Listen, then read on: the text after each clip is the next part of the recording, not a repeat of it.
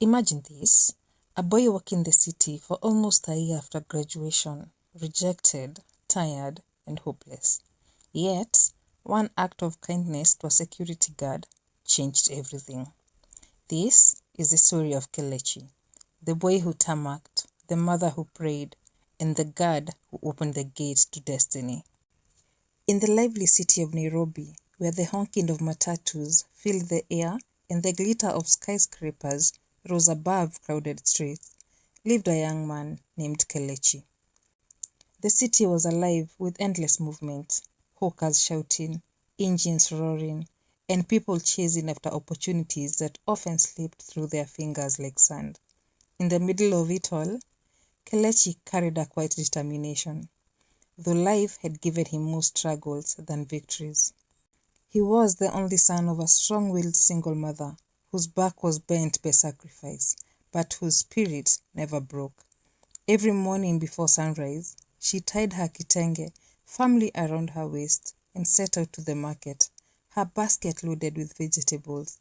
The sun would beat down mercilessly by midday, yet she stood tall, bargaining with customers, saving every shilling she could.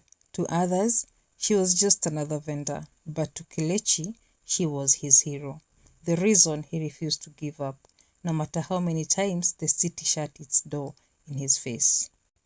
While many young men sought shortcuts through crime or quick money schemes, Kelechi chose the harder road. He dreamed of a stable job, one that would lift his mother out of endless toil and finally let her rest. But Nairobi was never kind to dreamers. For almost an year, he walked from office to office, a folder with his CV tucked neatly under his arm. His shoe grew thin, his spirit thinner, yet he kept pushing, hoping that one day someone would see his worth. Every evening, he returned to their single-room home in Kangemi. His mother would always welcome him with a tired but genuine smile, serving him ugali and sukuma wiki. No matter how discouraged he felt, she would place her hand on his shoulder and softly say, "My son, even the tallest tree started as a small seed." Her words were the anchor that held him steady. When his father died years ago, life crumbled for them. Debts piled high, their small home nearly taken, and food became a daily prayer.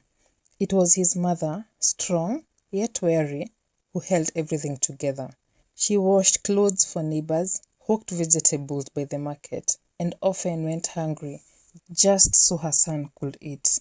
And it was because of her sacrifices, the endless prayers she whispered when hope seemed lost, and the courage she carried like a shield, that Kelechi finally graduated, walking proudly across the stage with his mother's love stitched into every step. On his graduation day, as he hugged his mother tightly, he whispered a promise. "One day soon, Mama, I will find a job. I will lift us out of this suffering. You will never beg again." From the very next week, Kelechi joined thousands of other job seekers in the city. With a worn-out folder clutched tightly in his hands, holding his CV, certificates, and recommendations, he walked from office to office. "We'll call you," they said, but the phone stayed silent. Some of Kelechi's friends had found jobs through the mercy of powerful connections, slipping into offices they had never truly dreamed of earning. Others, weary of the endless search, packed their bags and returned to the village, carrying with them a silence heavy with defeat. And then there were those who chose the darker path, dabbling in shady hustles, chasing the illusion of quick money. Their laughter loud in the night, but their eyes haunted with the fear of being caught. Each path was a reminder that survival in the city came with a price, and not everyone had the strength to pay for it honestly. But Kelechi, he kept walking every morning, from the dusty streets of Kangemi to the glass towers of Westlands. He walked, hoping, praying, waiting. At home, his mother carried her pain like a silent shadow. Their one-room house, with its thin walls and patched-up curtains, seemed to grow emptier with every passing day. The pot sometimes sat cold on the small charcoal stove, the smell of food replaced by the heavy silence of hunger.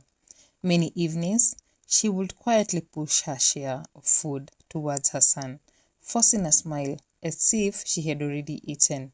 She would sip water and say, "I'm full," even when her stomach ached. But one night, Kelechi noticed. He had been watching her closely. The way her hands trembled when she thought he was not looking. The way she coughed lightly to distract him as she set the plate before him. "Mama," his voice broke, the silence raw with emotion. "You've not eaten today, have you?"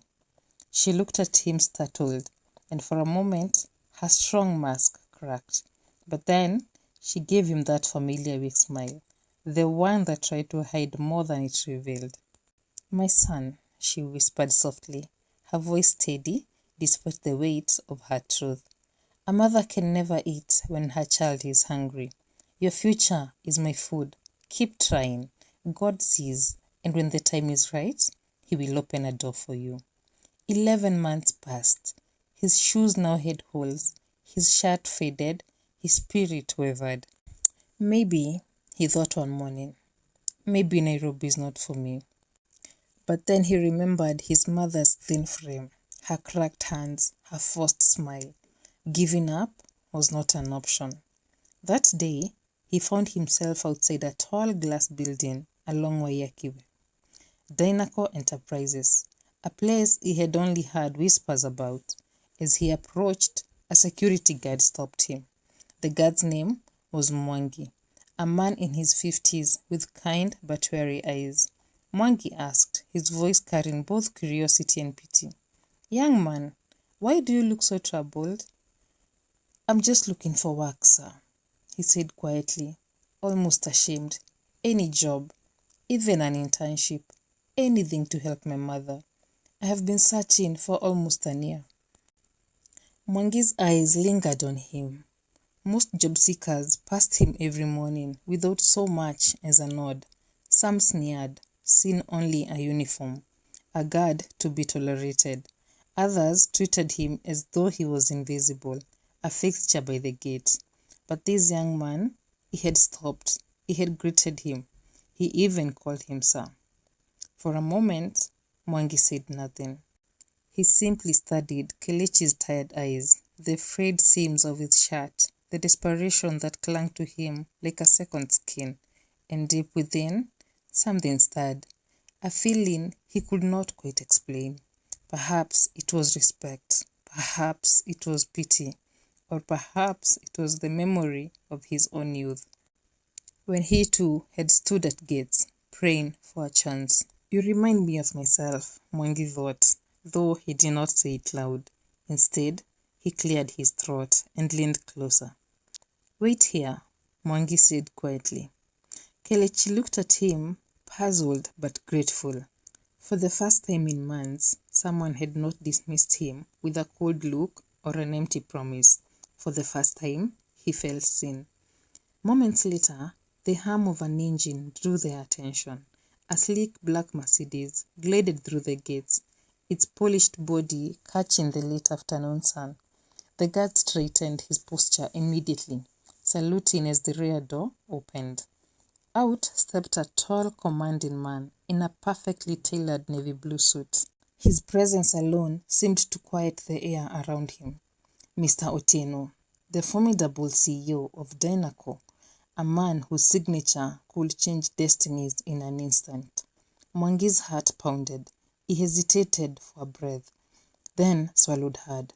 Now or never.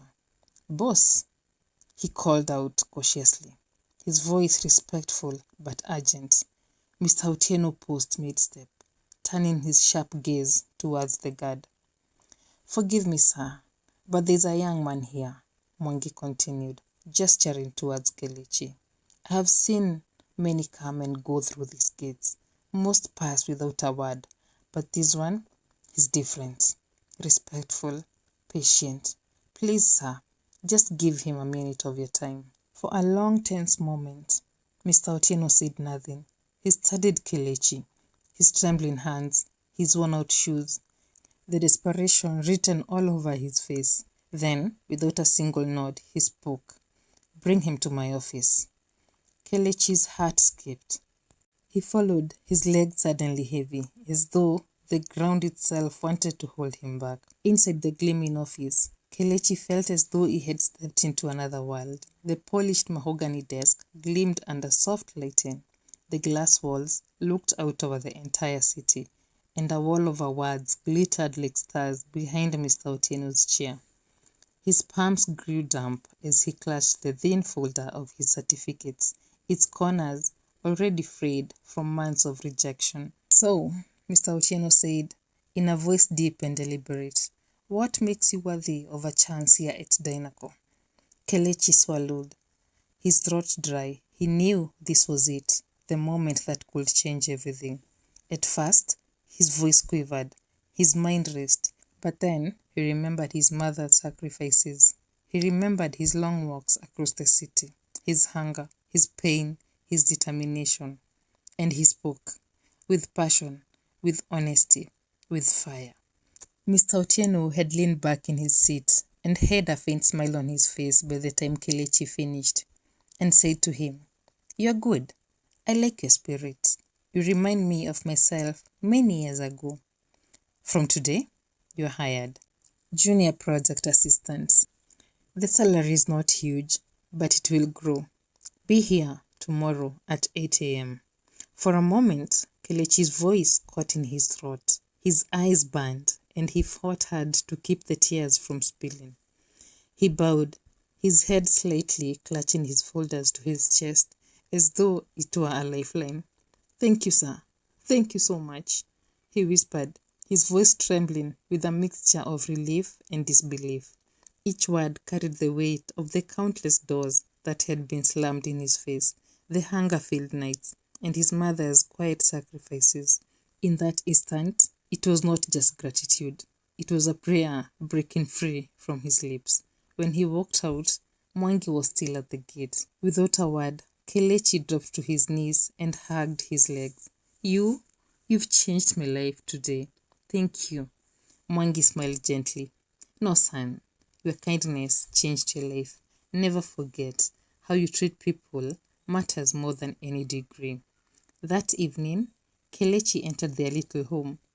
His mother was sat, peeling sweet potatoes by the kerosene lamp.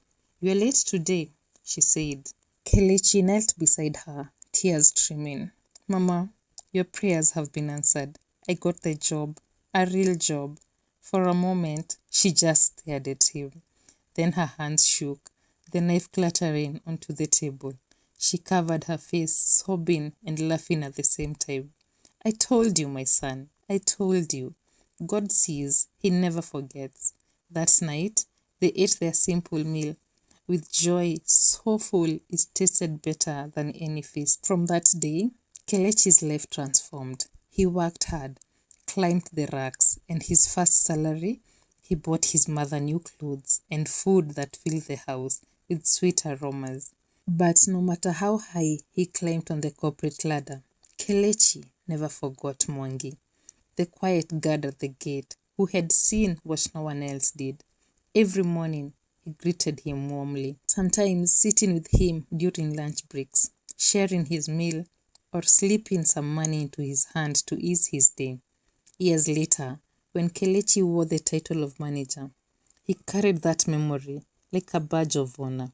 In boardrooms and mentorship sessions with young graduates, he often told his story, not to boast, but to remind them that respect, humility, and kindness could open doors that degrees and connections sometimes could not. And whenever he passed through those company gates, Mwangi would smile, his chest swelling with pride, knowing that he had played a part in changing the course of a young man's life. Thank you so much for watching. Please like, share, and subscribe.